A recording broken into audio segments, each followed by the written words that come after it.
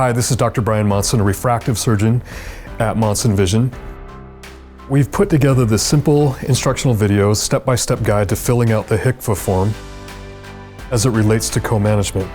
In a recent consulting engagement with Corcoran Consulting, one of the country's leading experts in ophthalmology and optometry coding and billing, we learned that only a small percentage of optometry practices are correctly or filling out the HCFA form at all as it relates to co-management. We've put together a resource that we hope will simplify the process of filling out the HCFA form as it relates to billing insurance for the co-modifier. Thanks for choosing Monson Vision. Hello everyone. The form you see in front of you is what we have known for years as the HCFA form. That has recently been changed to the CMS 1500 form. Some of you may have to use this form every so often for claim submission, but most of you submit through whichever software your office provides. However, the order in which we input the necessary information on the CMS form and the cell numbers we use on that form should translate well when using your own software. To bill properly, you will need the following information from Monson Vision. You will need the date of surgery, you'll need the diagnosis code or ICD-10, you'll need the CPT code and the modifier. Now, we will provide this information in the letter, the post-operative letter that we send to your office after surgery. And Dr. Monson also includes this information in the texts or emails that he sends to your doctor, again, the day of surgery. For this example, we will fill out a form for cataract surgery. This is the most common billable procedure for us. Let's say your optometrist referred his patient, let's call her Jane Doe, to Monson Vision for cataract surgery. When we send your office the letter for Jane Doe, you will see the following information. You'll see the dates of surgery.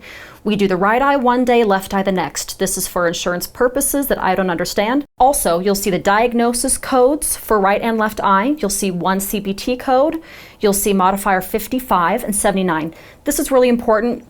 Regardless of the surgery that we are providing, it will use these modifiers, 55 and 79. 79 shows the second procedure by the same physician is unrelated to a prior procedure for which the post-operative period has not been completed. So, in other words, the second procedure is simply the second eye. To clarify, if the second eye is done outside of the 90-day global period, then you can just use modifier 55 for the second eye. But for our example today, both eyes are within the global period as the surgeries are done one day after the other.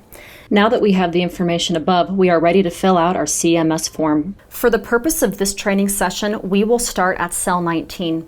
Everything above is patient and insurance specific. In cell 19, you state where your doctor assumed post-operative care. This will differ depending on if your doctor starts with the one-day post-op or the one-week post-op, and so on. For this example, let's say that your office started with the one-day post-op and continued through the 90-day post-operative care. So, in this cell you would put assumed post-op care, January 17th, 2022, followed by post-operative care managed through April 17th, 2022. These days just represent the full 90-day global period.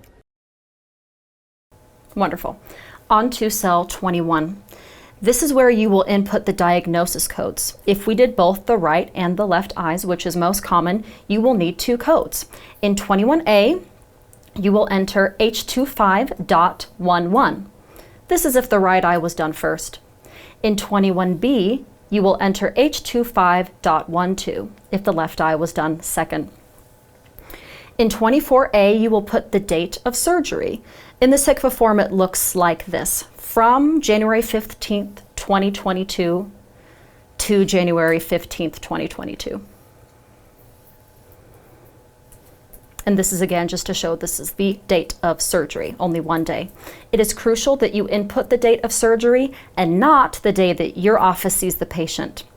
This is how the payers want it, this is how the surgeon bills it, and we need these dates to match.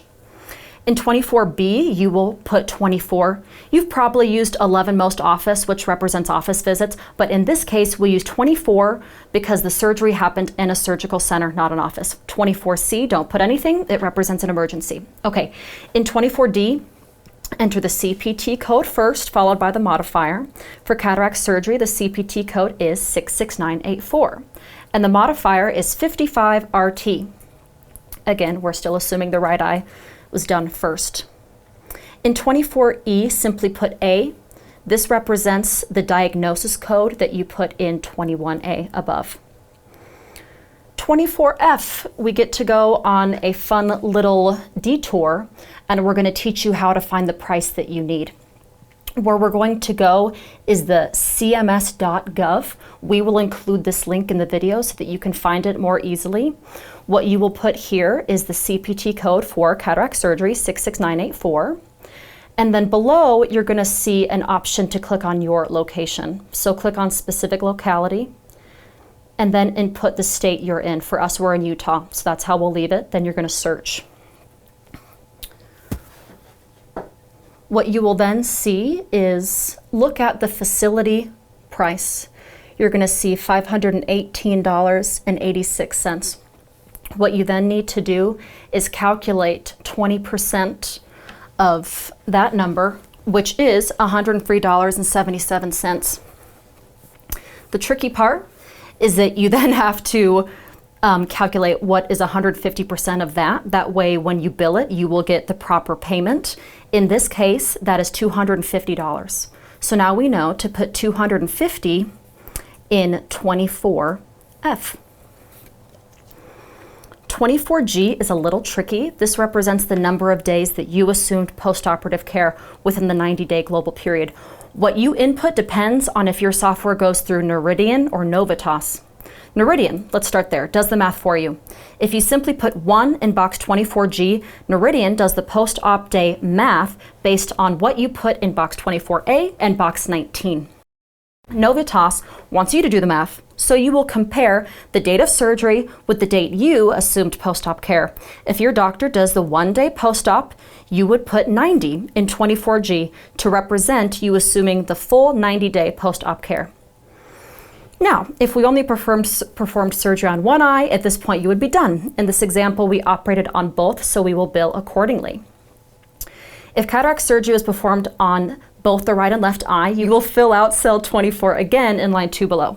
The only things to change are the date of surgery. So the date of surgery will be the following day. So 1/16/22.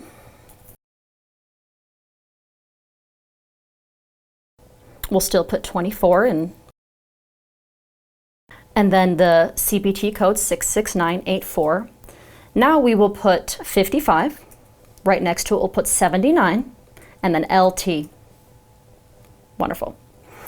In the next portion, we have to put B, representing the diagnosis code that we put above in 21B. Now the rest is exactly the same. Great job, everyone. This ends our tutorial. If you have any questions, please feel free to call Emily, that's me. I'm the Collaborative Care Coordinator. My phone number is 435-258-8492, and I can help bring as much clarity as possible. Until next time, thank you for putting your trust in Monson Vision.